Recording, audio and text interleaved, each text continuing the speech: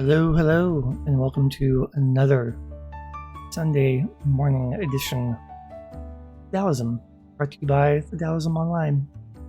The Taoism Online is a Medium publication that publishes several different kinds of articles throughout the week, focusing on spirituality, religion, philosophy, Taoism being one of those topics, obviously. It's called the Taoist Online because you'll find Taoism ideas and concepts in a lot of different philosophies and religions in the modern age. So what we do here every week is we are working through this book, 365 Tao by Ding Ning Tao. We take a couple of chapters per week, and I read them, and we talk about them, discuss them, see what we can glean, what wisdom we can absorb from its page. All right. So that being said, let's get started. Chapter 20 is happiness.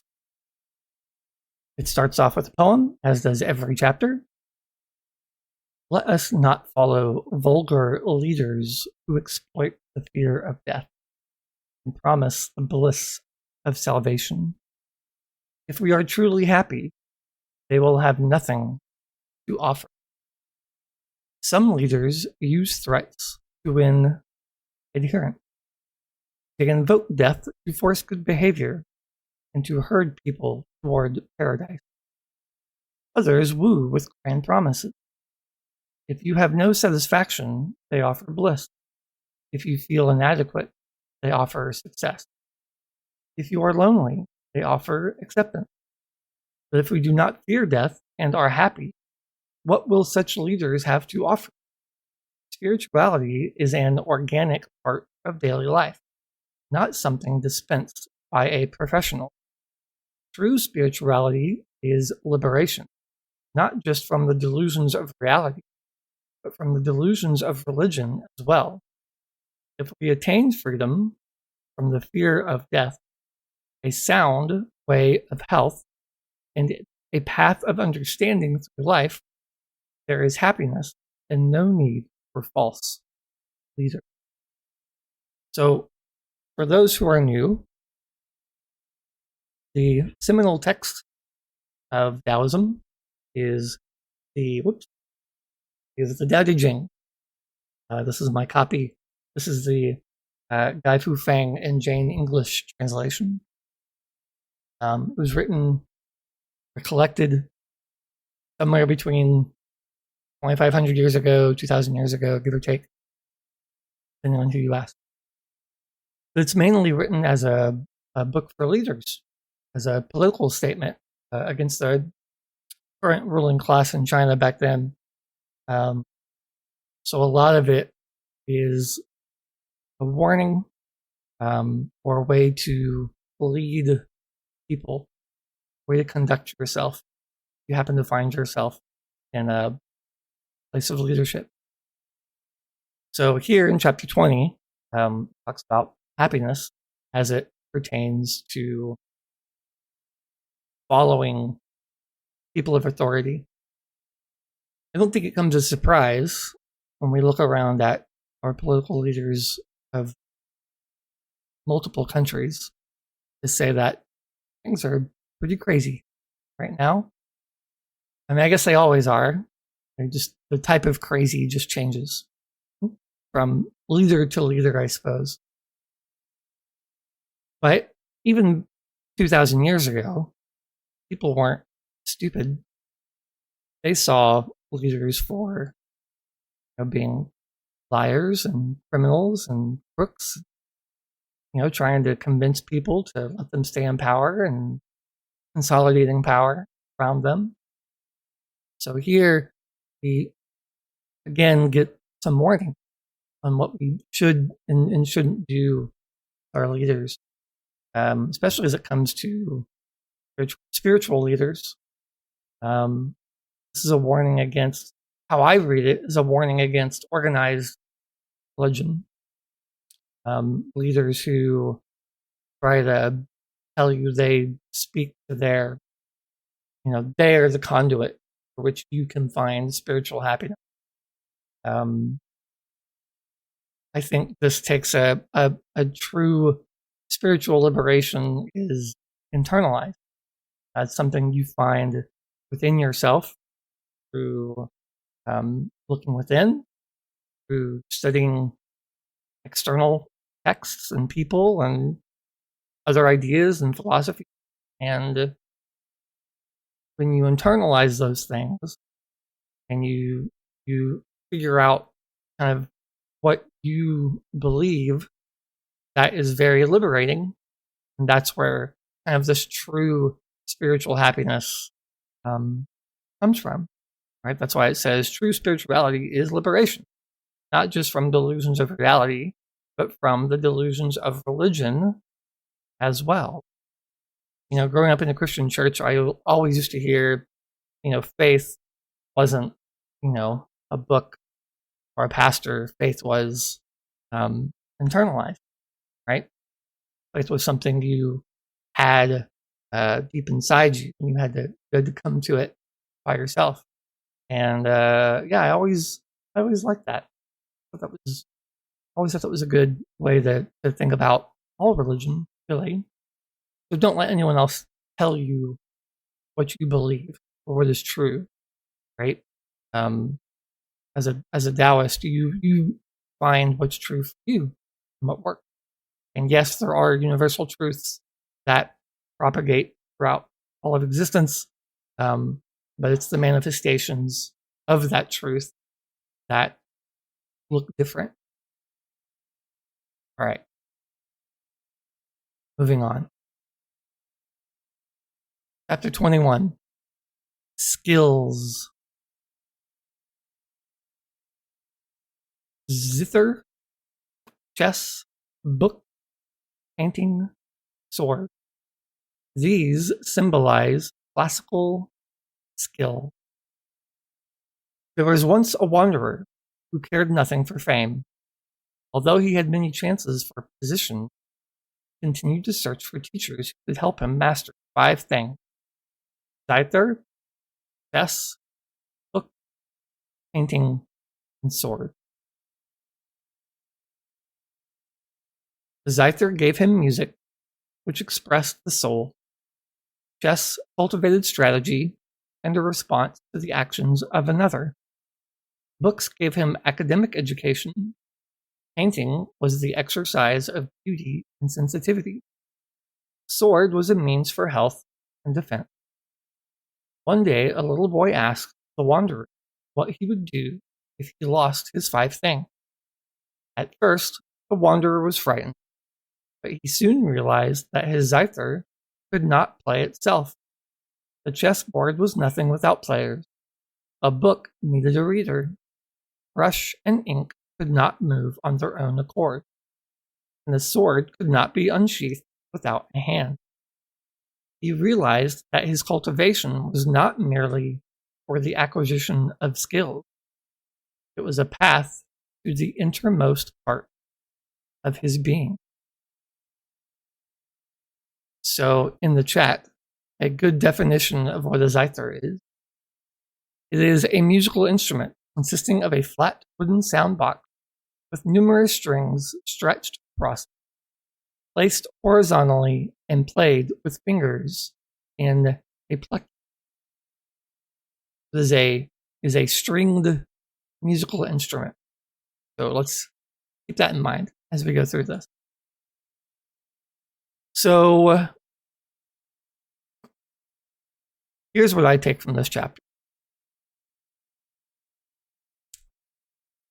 You can be the most skilled person on earth in everything, in anything, right? It could be one thing, could be 5 things, could be a million things.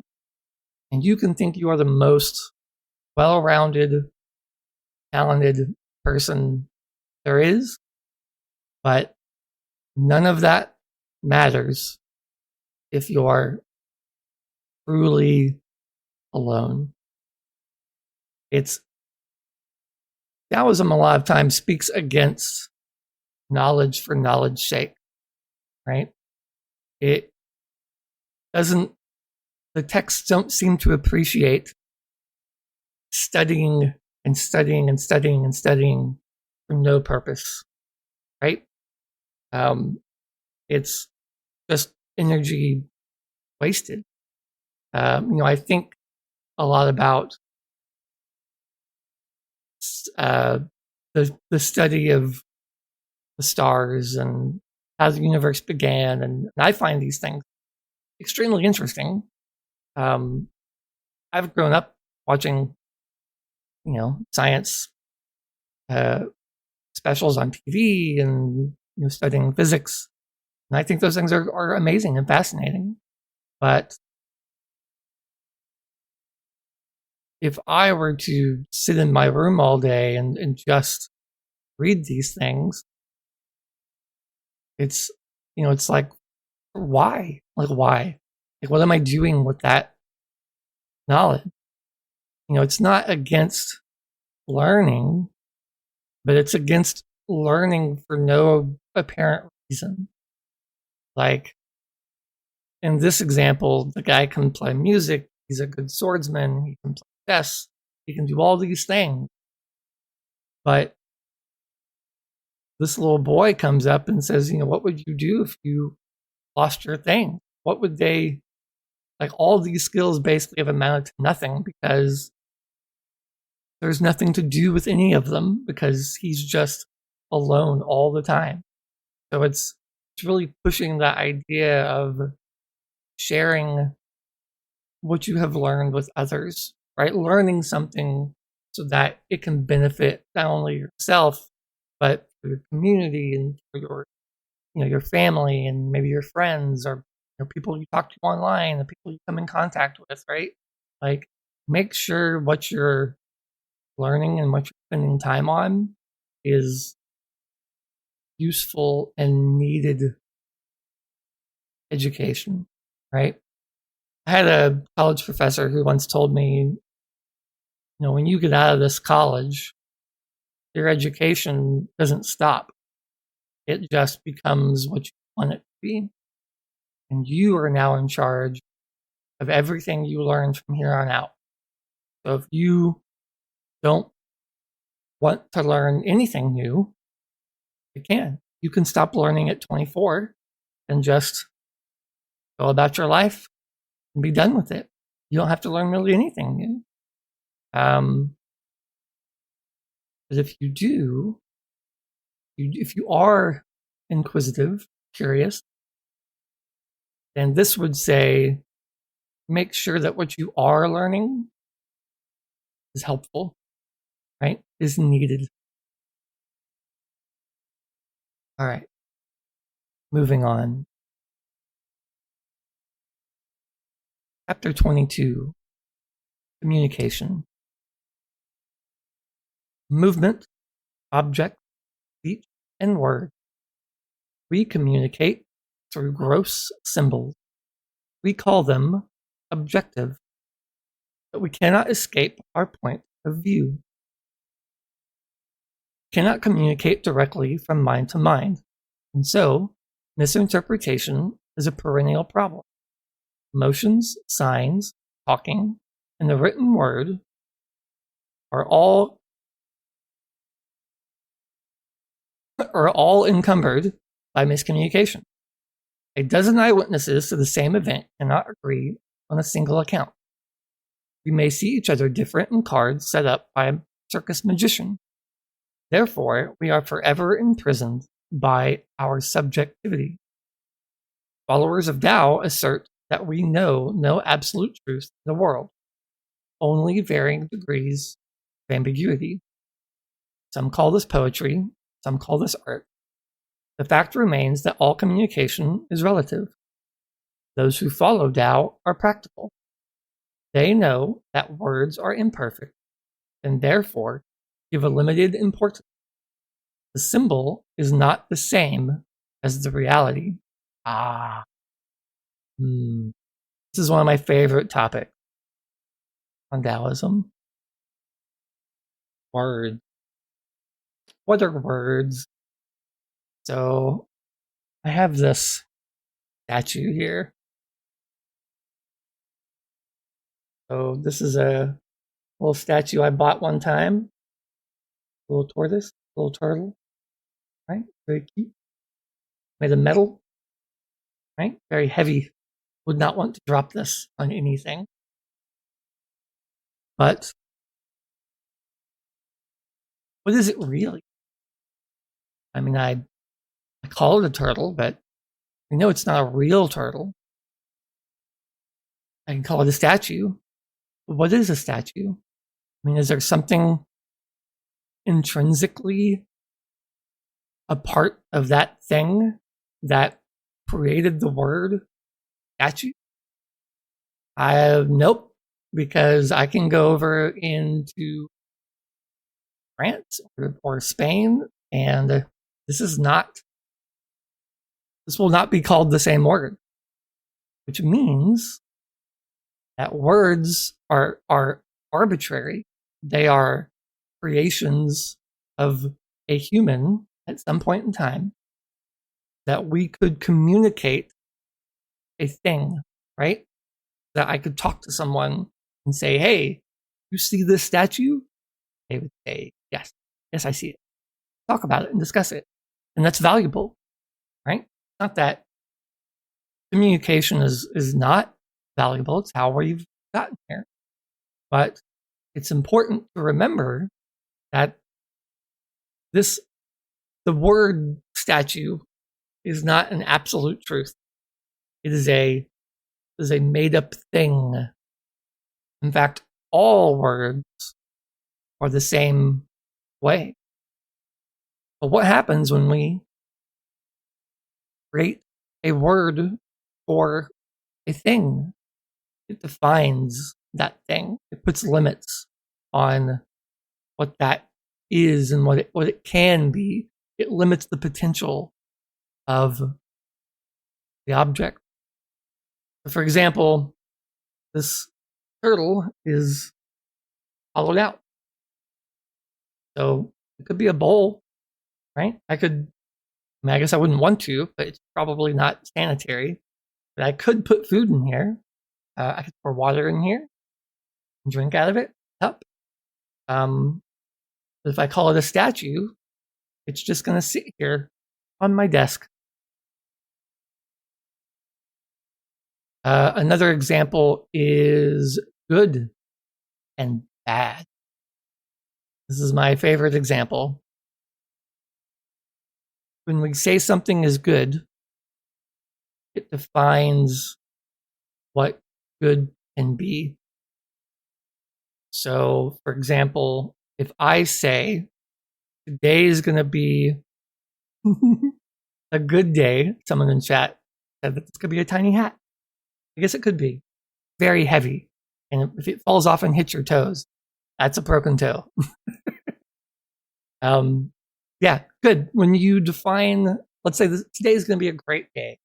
You ever get told that when you grow up? Your parents are like, just keep telling yourself, today is going to be a great day. And the day doesn't go the way you want. And then you get unhappy because you're like, I told myself it was going to be a great day 100 times and it didn't work out. Now I'm mad. It's self-defeating, isn't it? Like it's so crazy that we do this to ourselves. Or if something happens to me and I say, this is bad, right? This is a bad thing. Or even worse, someone tells you that's bad. That makes you feel awful, right? Because we have related our emotional state to these constructs of good and bad. So if someone tells you that is bad or you are bad, you feel bad, you feel awful, you get sad and depressed. But if we let go of these self-definitions of what good and bad are, and we realize that those are just constructs, it can release a lot of our anxiety, a lot of our tension, and a lot of our depression. And it will make you feel better. Your life can be a little happier, a little bit more joyful. It's not to say that sadness is not a real emotion, and that physical pain does not, does not exist. Those absolutely exist, right? And it's a nature of our reality. But there is something to be said about keeping that in your mind, that this is not a pen. This is not a cup. They are just, they just are. Things are what they are. And don't limit yourself. Don't limit the things and the people around you based off of the words that you call them, because they're not the word. They are unique, individual, living people. And let them be that. Let them be who they are.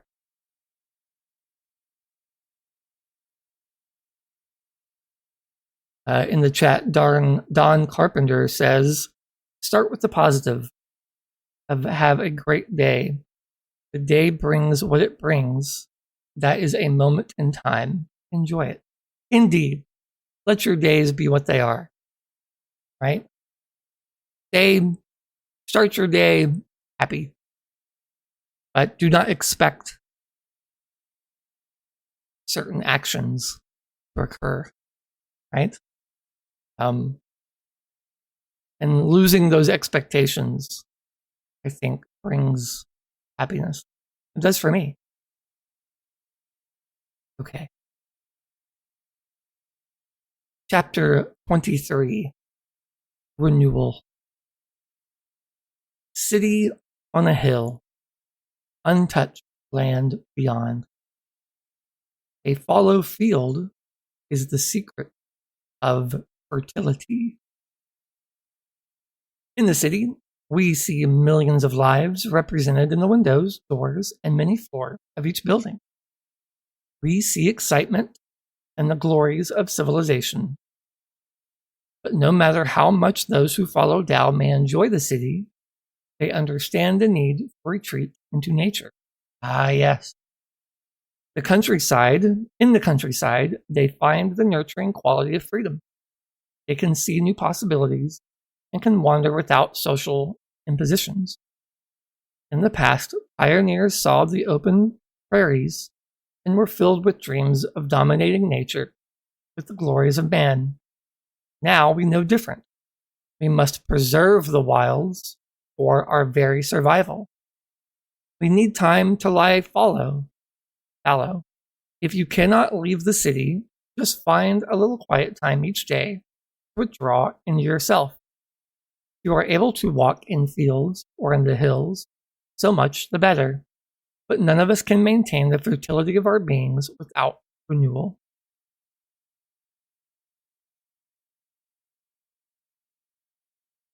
I see the question by Patty Murphy, and I'll get to that here in just a second.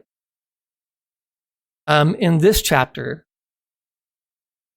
I want to talk about going outside. I take several classes by another YouTuber, another Taoist fellow. He's from England. His name is George Thompson. I highly recommend you check out some of his classes in his YouTube channel. Then during one class, I think it was the first class I ever took with him, he expressed the same sentiment. We had homework every week that we were to go out and practice our Qigong in nature. Whether that's outside, in the grass, under a tree, if there's a park or wooded area, go there. But he wanted us to put ourselves in as much natural surroundings as possible. Now he lives in London, so it's pretty hard. I have been to London, and man, there's very little nature anywhere around there unless you live by a park. The same way here where I live in Fort Worth, Texas, it's the closest you can get to nature is your backyard, your front yard. I don't even have a tree on my property. But there is a park in my neighborhood, a few blocks away, 2 or 3 blocks away. So I think you'd be surprised, if you haven't tried it before, if you sit in your house and you meditate versus going outside and meditating, the difference how different that feels.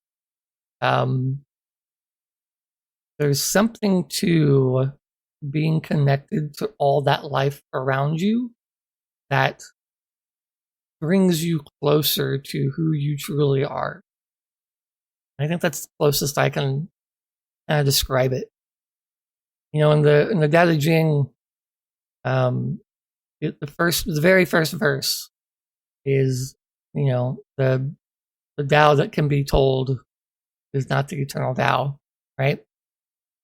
Which means you can't put into words what Tao is.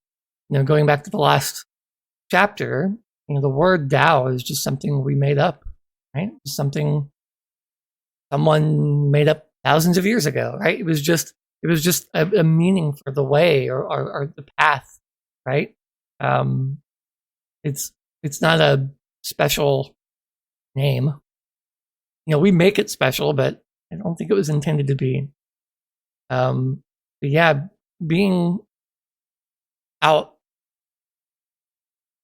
and he used to tell us to go touch a tree, right? Like every day, let's go outside and touch a tree, and just feel it. Like just feel something natural.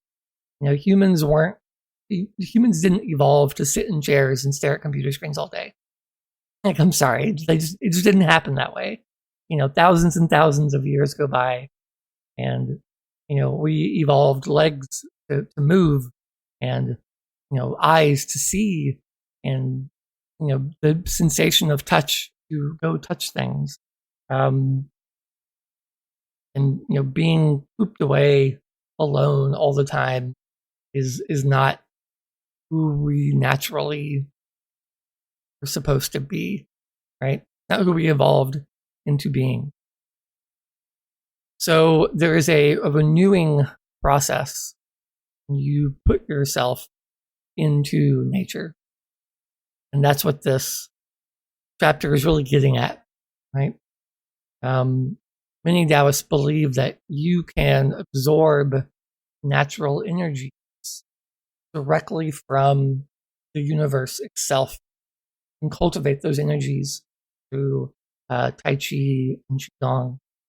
In fact, there's a spot in your body just below your belly button called the Dantian.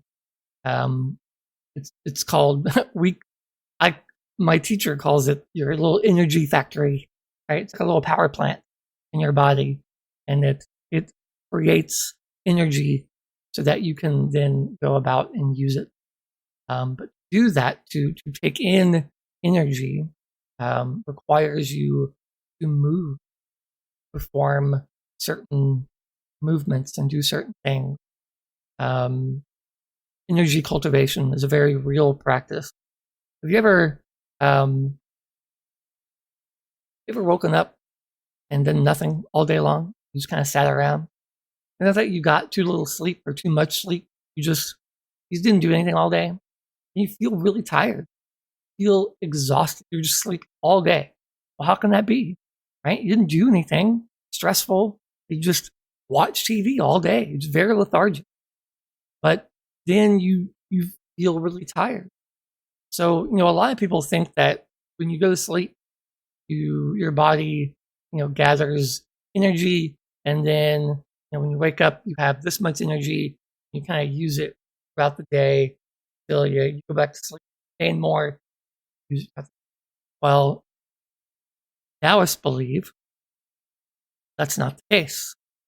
That your body is an energy factory, and just like a factory, it must move in order to create the energy you can use. You ever gone for a jog and felt more energetic afterwards? Or played a game of soccer with your friends or football or basketball and then felt more healthy after. Well, how can that be? If I have a certain amount of energy and I'm using it throughout the day and I play a game of basketball, my energy should bottom out and I should just be exhausted. But what's really happening is I play that game and that gives me more energy. My body comes alive. I have absorbed energy from the universe. I've fed off of it. And now I have more oomph to follow the rest of my day, right? And that's really what this chapter is getting into, right? Without being so specific. You have to go be in nature, do things, be outside, right? Even if it's just in your backyard, right? You don't have to go to France. You don't have to go to the Wudong Mountains in China, right? You can just be at home, but just get some sunshine. You'll be surprised the renewal process that occurs. All right, in chat. The first question is, what is my favorite translation of the Tao Te Ching in Chuangzi? Oh man, well, I have them right here. This is the Tao Te Ching translated by Guy Fu Feng and Jane English. Not necessarily for beginners, maybe like a good second translation, but I do really enjoy this translation. I think it does a good job of not being too complex with its word and still being true to the original word for word translation. For Chuangzi, for those who may not know, Chuangzi is kind of the second text that came along in Taoism. Again, more of a collected works probably than a single author. But Chuangzi was a real person. They're almost assuredly that he's a real person. He existed about 2,000 years ago as well. A lot of things that have been written under him are probably not his. But if you're looking for it, it's called the Inner Chapters. That's what I enjoy, because those are the chapters that they're fairly certain that this one guy wrote. My favorite translation is very different. It is an illustrated translation by C.C. Tsai. And what you'll notice is it is a comic book.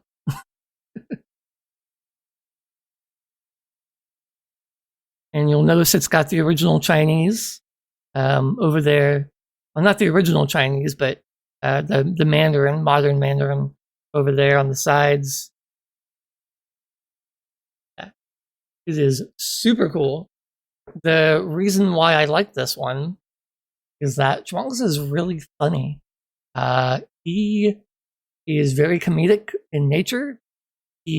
For example, he named his characters in his stories words that don't make any sense, like animal names, or like just random things that he just picked. Just be funny. But yeah, it's great.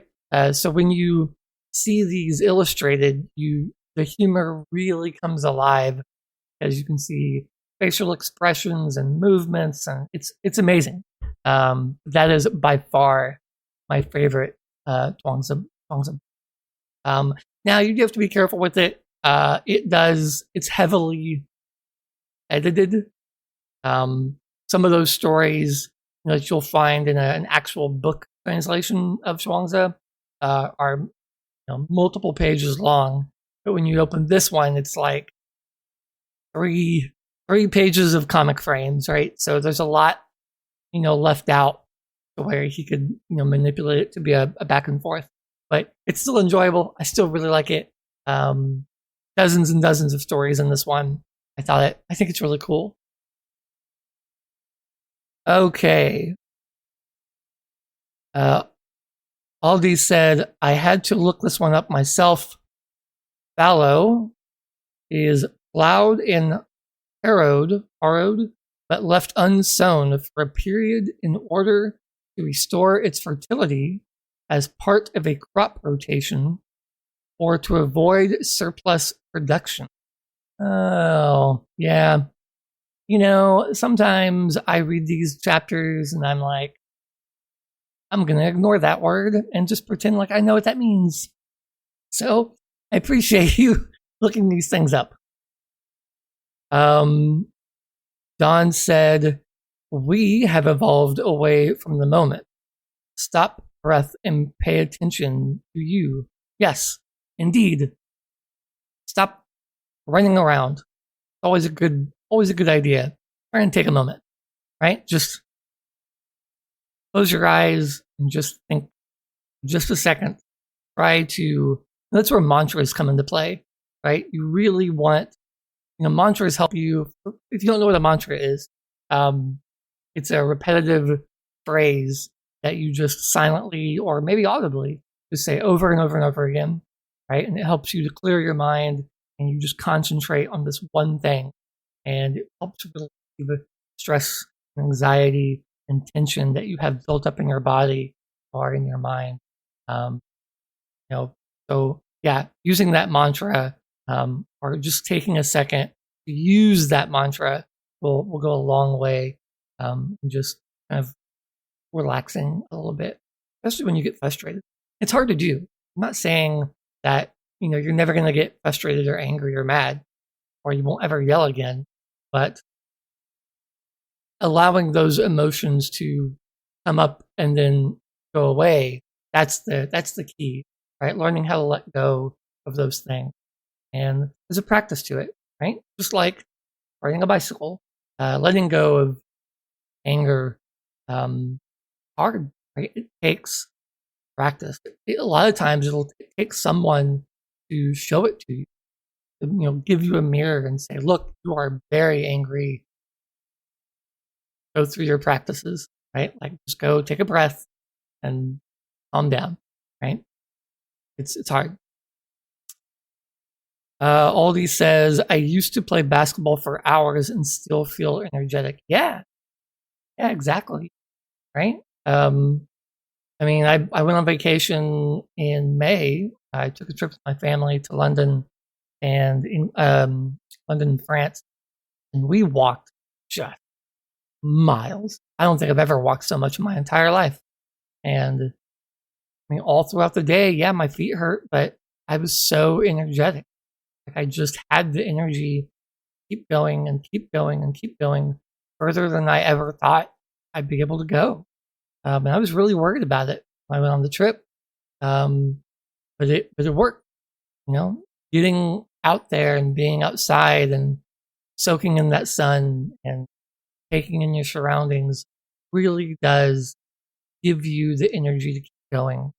But if you just sit there and do nothing, you just have no energy, right? Oh, yeah. Yeah. BB Chico says, my favorite as well. Love the art. Yes. There's actually a illustrated version of the Tao Te Ching, which I don't have by the same person.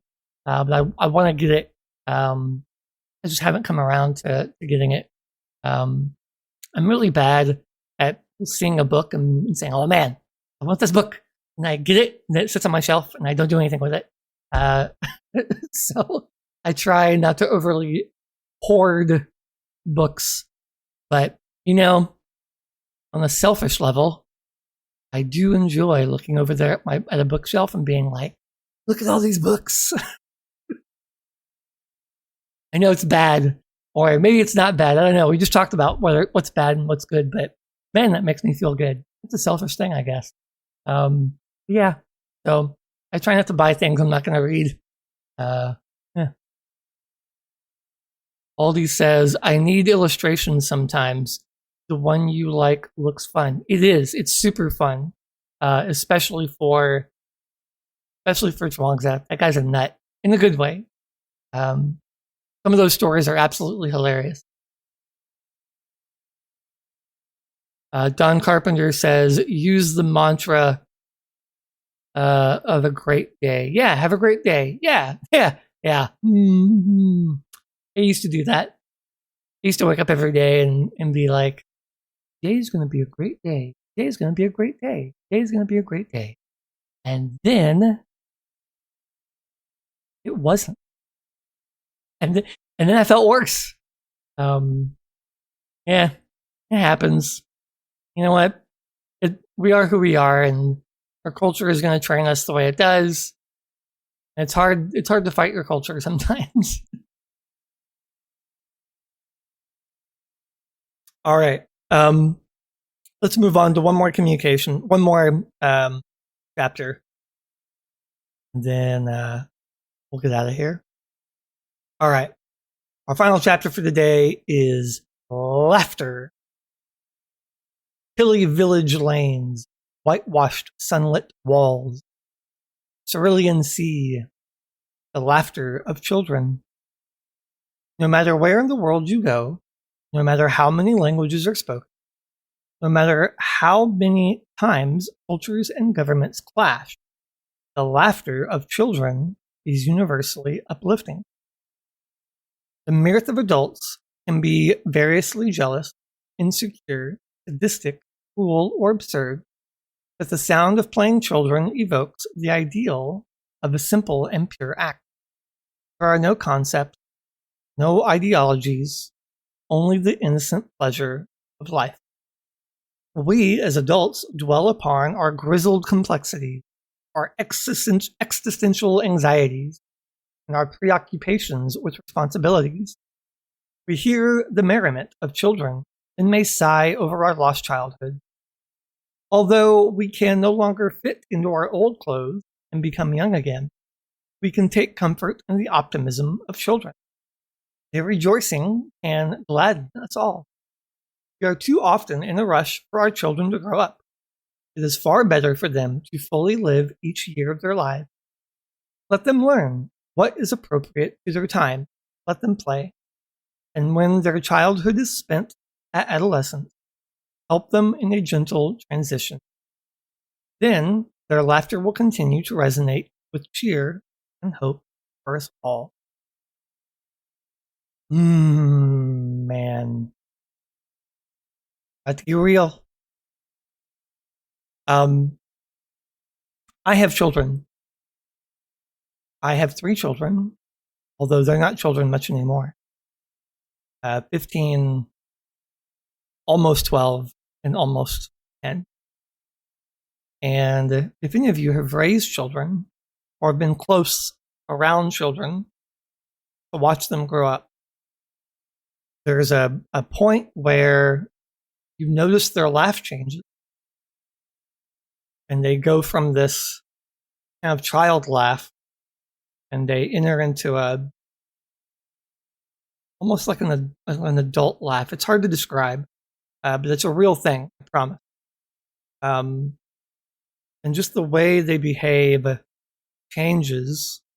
It's slowly at first and then all at once, right? Like you'll notice it start to change, and then all of a sudden you'll see an old video of them and you'll be like, oh my gosh, they don't do that anymore. I talked to my mother-in-law about it once, and she said that everybody goes through it, and it's hard to see in the moment, but you have to kind of look backwards, and then you'll see it.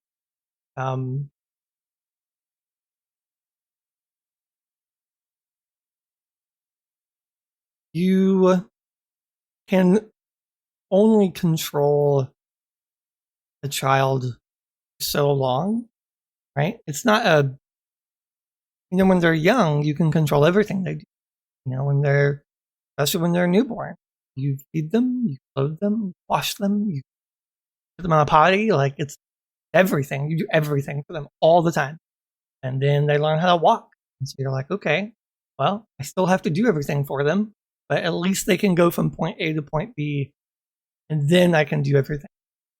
And then they learn how to open doors, and they learn how to speak, And then they learn how to feed themselves, maybe wash themselves, potty train them, all kinds of things.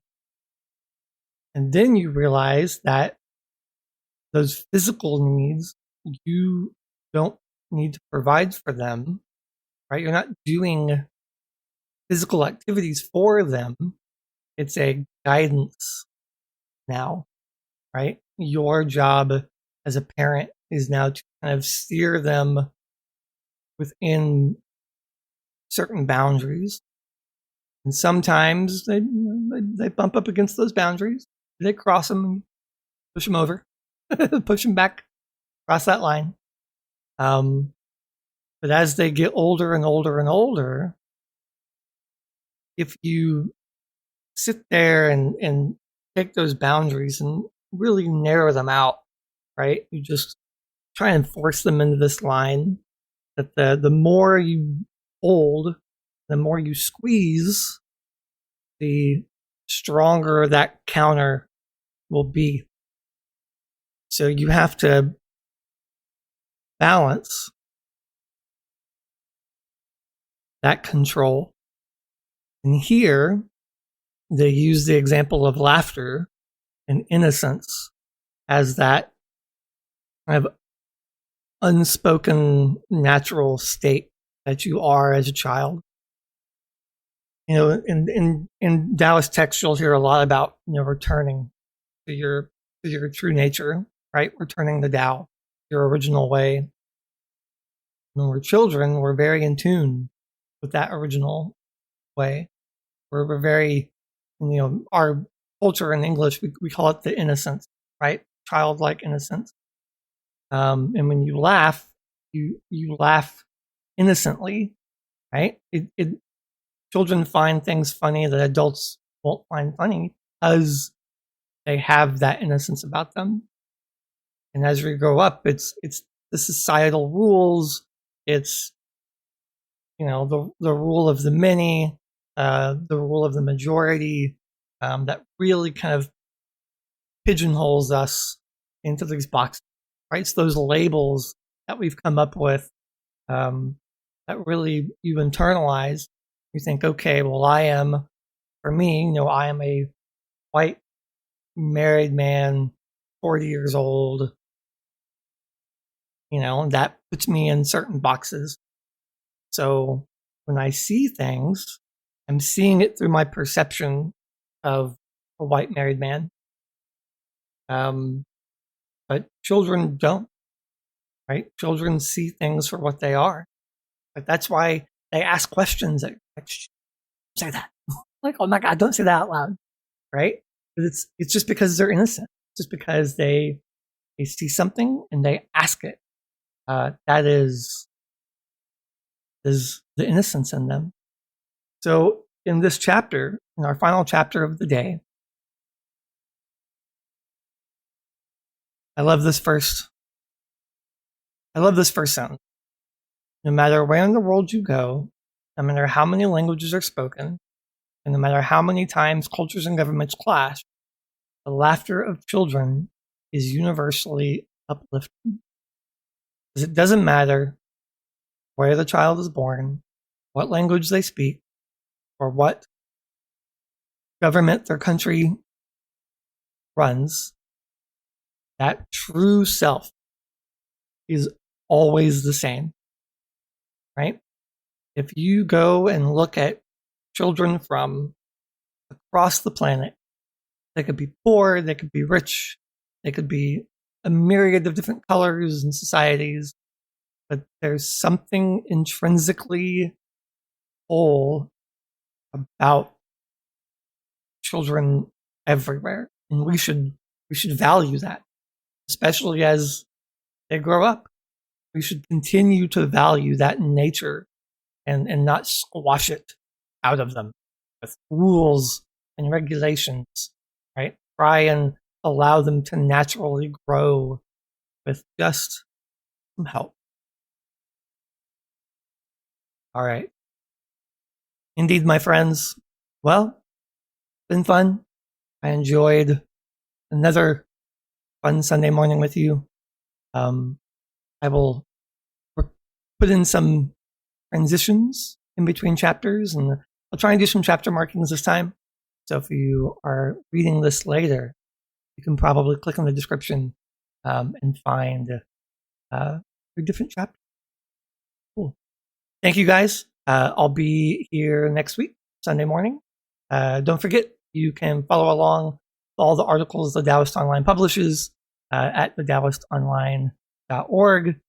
We have lots of different ways you can give back. I'd really appreciate it.